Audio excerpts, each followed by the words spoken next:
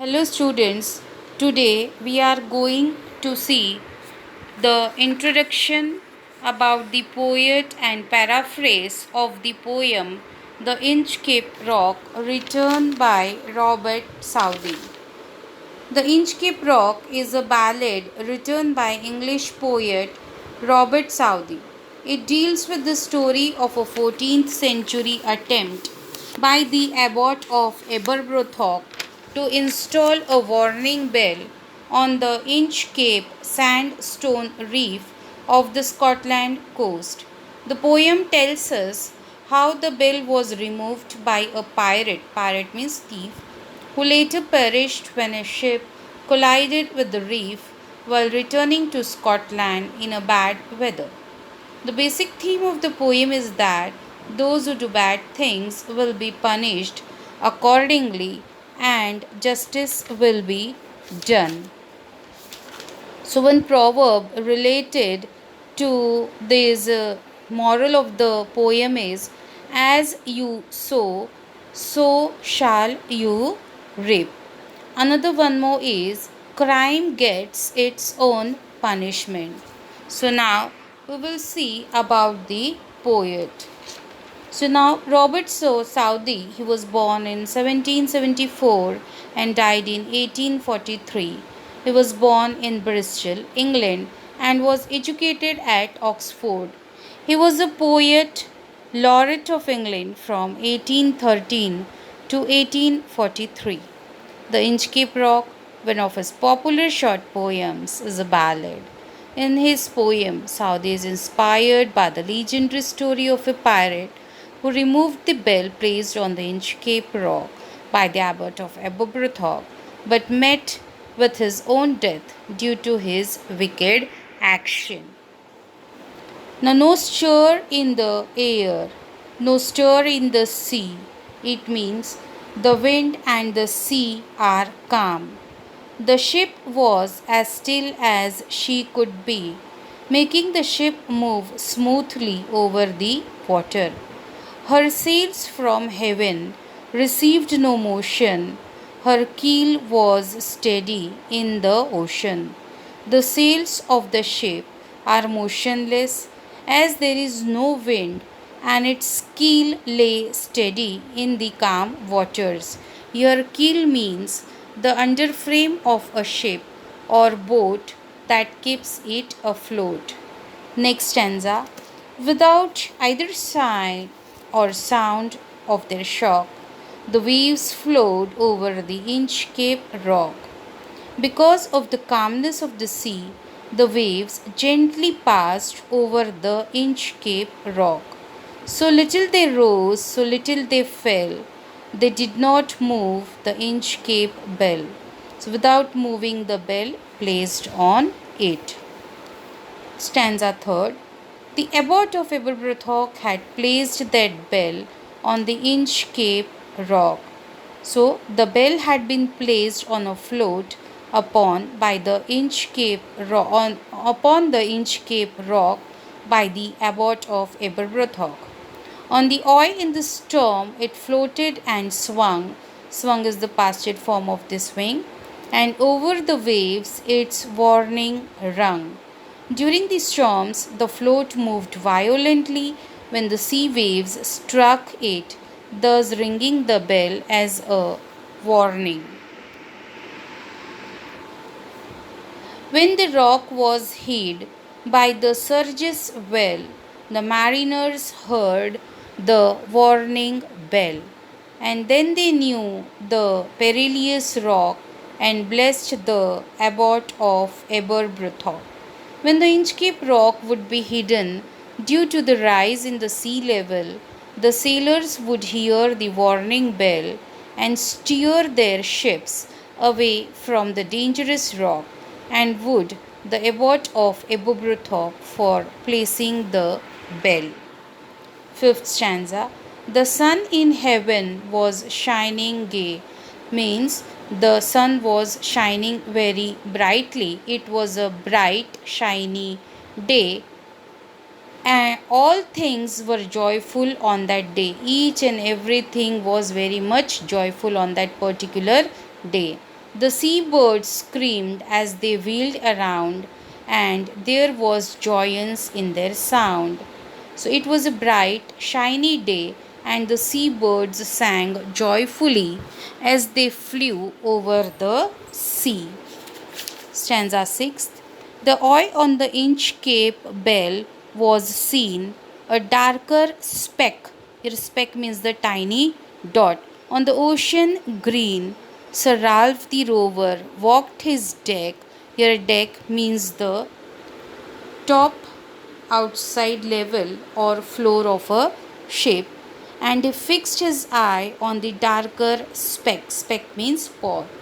So, the eye on which the Inchcape Bell was installed could be seen as a dark, tiny spot over the green waves of the ocean. Sir Ralph the Rover walked on the deck of a ship and noticed the dark spot.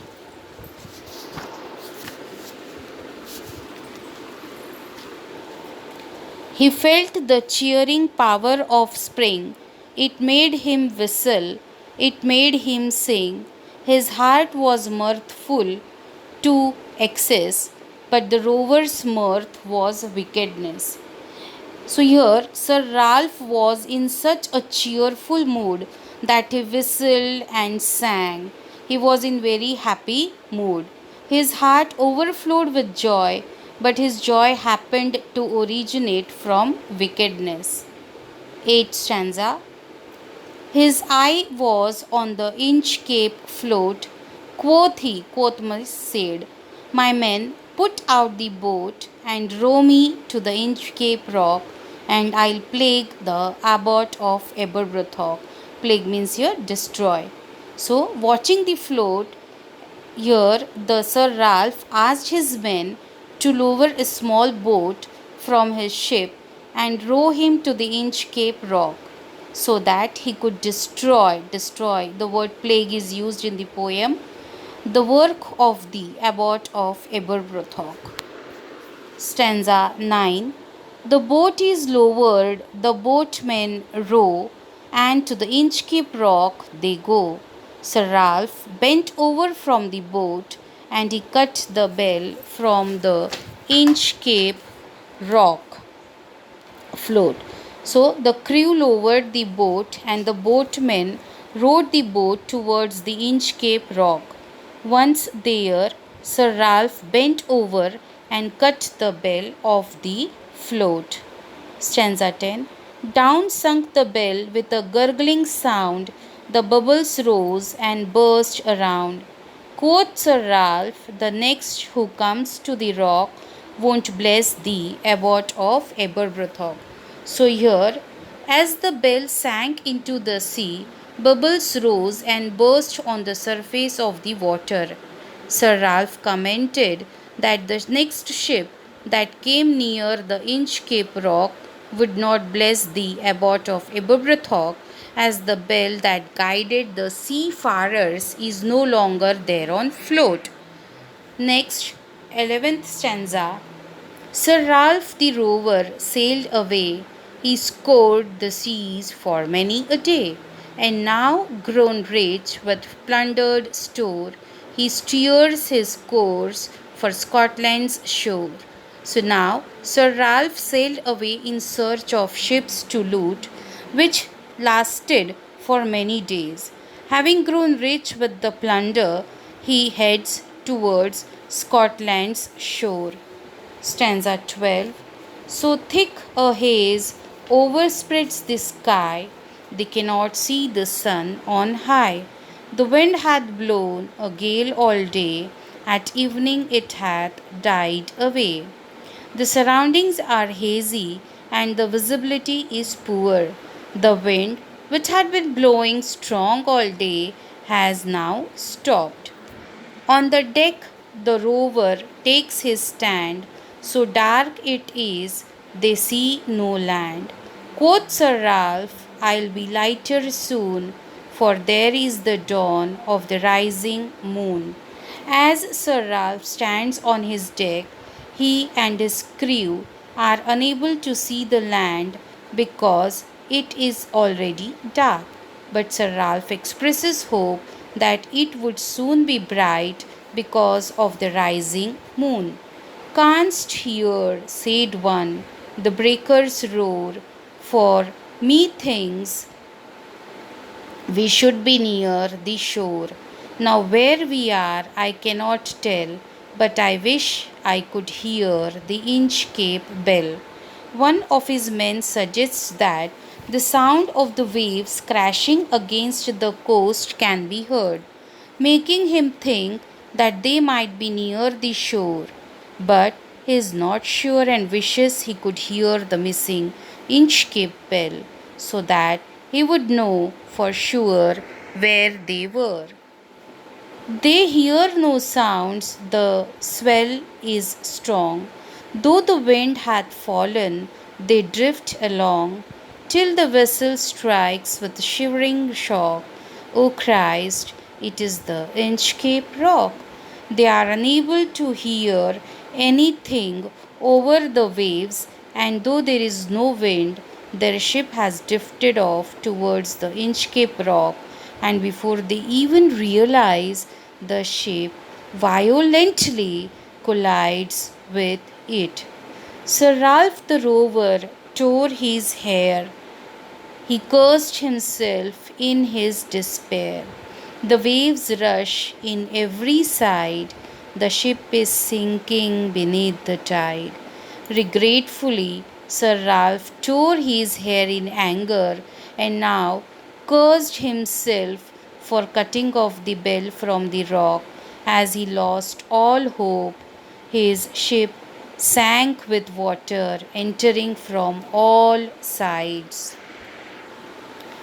But even in his dying fear, one dreadful sound could the rover hear, a sound as if, with the Inchcape bell, the devil below was ringing his knell. Even though Sir Ralph is frightened as the ship sinks, he can hear the terrifying sound of his death bell, which the devil below is ringing with the Inchcape bell. So, the moral of the poem is what goes around comes around. Or we can also say, evil digs a pit for others but falls into the same. So, behave as you sow, so shall you reap. Thank you, students. Thank you very much. Jai Swami Narayan.